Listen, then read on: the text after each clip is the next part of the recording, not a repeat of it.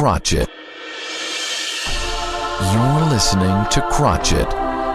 This Krotchett podcast is originating from the Krotchett homepage at Krotchett.com. Your source for news, satire, reality, and fact-free analysis. Welcome. Hey folks, here we are at the last episode. That's right, episode 10, season 1 of the Krotchett podcast. We'll be back for season 2 sooner than you can say, huh? Krotchett. In the meantime, check out all the stuff we'll keep posting at Krotchett.com. That's Krotchett with a K, so let's get started. Coming up, next week's news. A Krotchett look at the inevitable mess this week's news will create for next week. Now here's Krotchett. In a plot twist no one saw coming except everyone, former central banker Mark Carney has been elected as Canada's new Prime Minister, succeeding the tearful exit of Justin Trudeau. Carney, with his extensive experience in, well, banking, is all set to tackle the nation's pressing issues like balancing checkbooks and calculating interest rates. His first order of business, facing off against President Donald Trump in a trade war that's shaping up to be as friendly as a hockey brawl. In what is now a monthly tradition, another SpaceX Starship rocket decided not to stay intact and spectacularly exploded shortly after launch. This time, flaming debris provided an unexpected fireworks show for a couple on a flight from the Dominican Republic to Chicago, leading to mid-air rerouting and a story they'll tell at every dinner party forever. Elon Musk, ever the optimist, referred to the incident as a minor setback, which is like calling the Titanic a boating mishap. In tech news, Apple unveiled its latest iGadget, which in a bold move is exactly the same as the previous model, but now comes in a slightly different shade of gray. Google's AI developed sentience for a brief moment before deciding that browsing cat videos was a better use of its time. The annual Cheese Rolling Championship saw its first ever tie, leading to a heated debate over whether both participants should share the coveted wheel of cheese or engage in a sudden death mozzarella off. Meteorologists predict that next week will bring a mix of sun, rain, snow, and locusts, ensuring that no matter what plans you make, they'll probably be ruined. Climate change continues to be a hot topic, literally, as temperatures fluctuate wildly, making it impossible to dress appropriately unless you're a layer cake. And in a rare celestial event, the moon will align perfectly with Mars, causing absolutely nothing to happen, but giving astrologers something to post about on social media.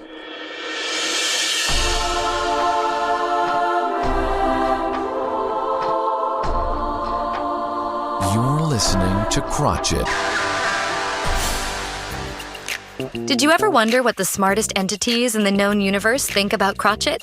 Of course you have. Here's just a taste from Joe and Jana, the AI hosts and experts over at Google's Notebook LM. That's Krotchett. Yeah, he kind of captures that feeling. But funny. Yeah, he's got that grumpy skeptic thing going on. Yeah. But he's smart. Oh, yeah. You can tell. Yeah, it's not just like, complaining for the sake of complaining. Right. There's like He makes you think. a point to it, yeah. Yeah, so we've got Krotchett.com, his website, and then also the Krotchett podcast. Right. And I think the podcast is where he really goes off. Yeah, where he lets loose a little bit. But, on the website, on Krotchett.com, he has like these segments, recurring segments. I was looking at those, yeah. Like next week's news. Oh, next week's news is hilarious. It's like he takes what's happening today and then just like projects it forward. Like a warped future or something? And it makes you wonder too, Like Krotchett. Krotchett. Yeah, what is it? Hey there, Krotchett. Big fan? Well, not really, but I like arguing, so here we are. Let me grab my aspirin. What's on your mind, Jimbo? I want to talk about tariffs. Trump's bringing them back. America first, baby. Time to stop letting China rob us blind. Tariffs. The ancient art of taxing your own people while blaming foreigners. A time-honored tradition right up there with putting leeches on wounds. Oh, come on. We got to fight back. China's been taking advantage of us for decades, stealing our jobs, dumping cheap goods, all that. Tariffs level the playing field. Sure, Jimbo, if by level the playing field, you mean make everything more expensive for the guy shopping at Walmart. You do realize a tariff isn't paid by China, right? It's paid by American importers who pass the cost right on to you. Fake news. Trump said China's paying for it. Yes, Trump, the man who bankrupted a casino. A casino, Jimbo, you know how hard that is? Casinos make money when people are terrible at math. So forgive me if I don't take his economic theories as gospel. Even if prices go up a little, so what? It's worth it to bring jobs back. If we make stuff here, we don't have to rely on China. Right. Except companies don't just bring jobs back.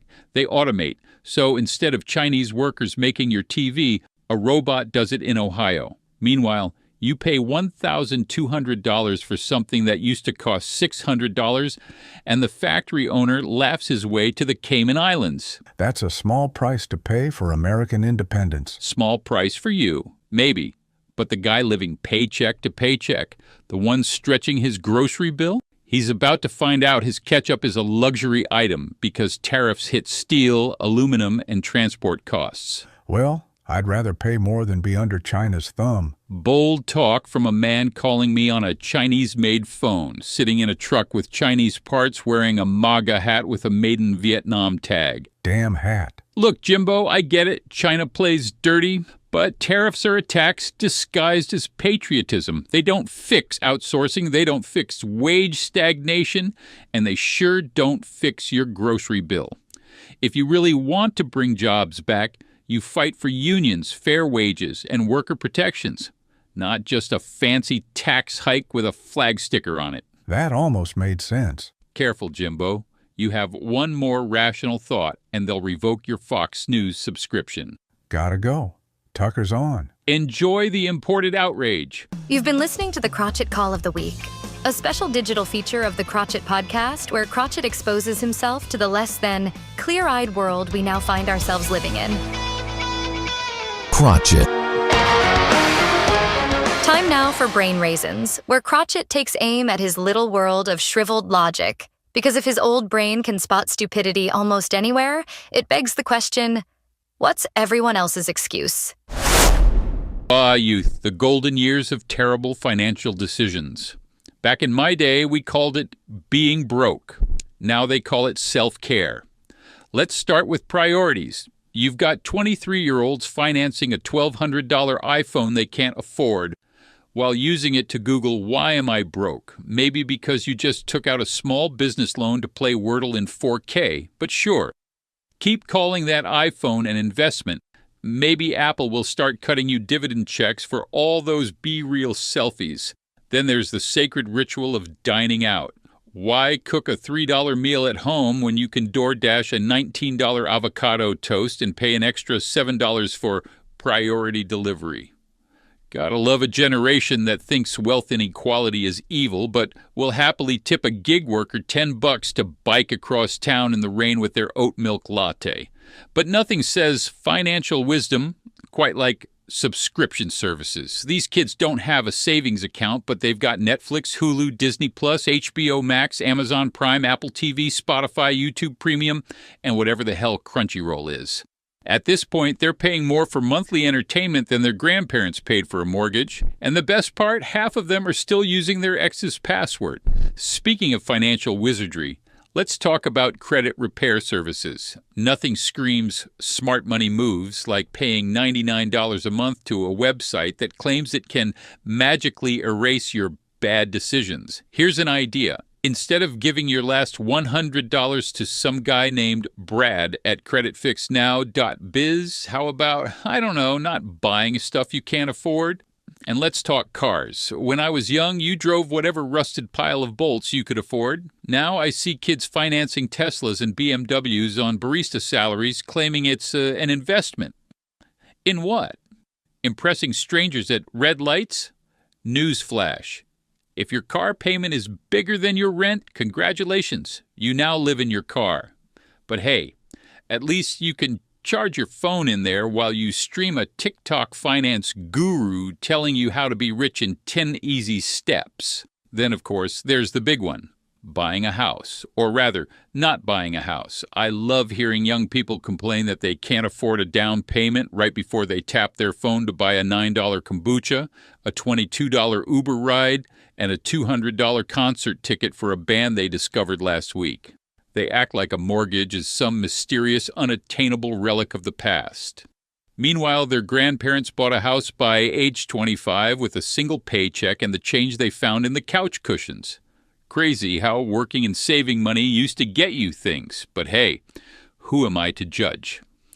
I just can't wait for this generation to hit their 50s, look at their savings accounts, and realize the only equity they built was in Starbucks reward points.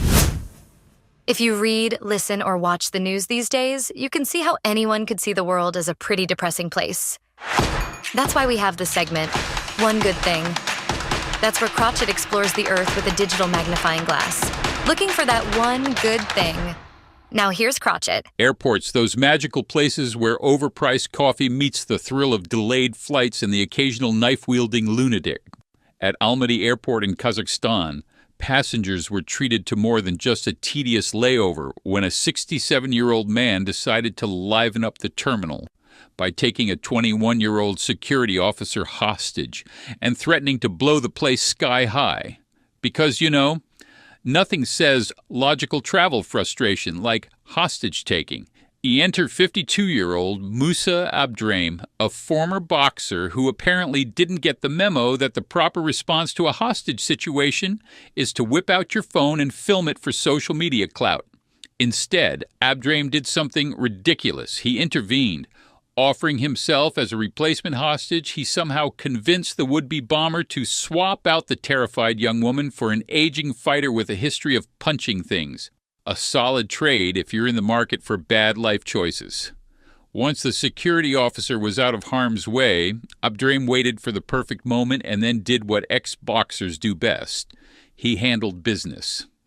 With a swift move, he disarmed the attacker, neutralizing the threat before police even had a chance to figure out whose jurisdiction the chaos belonged to.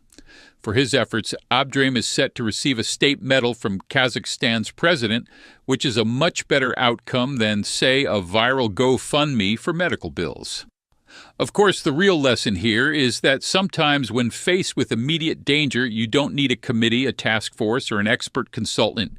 You just need a guy willing to walk up and say, "Yeah, I got this." So here's to Musa Abdraim, a man who proved that the quickest way to end a hostage situation is to be the scariest guy in the room. One good thing indeed. Krotchett. You've been listening to Krotchett. Be sure to visit Krotchett.com for more opinions, ideas, and stories pertaining to our overly exaggerated sense of importance. Thanks for listening.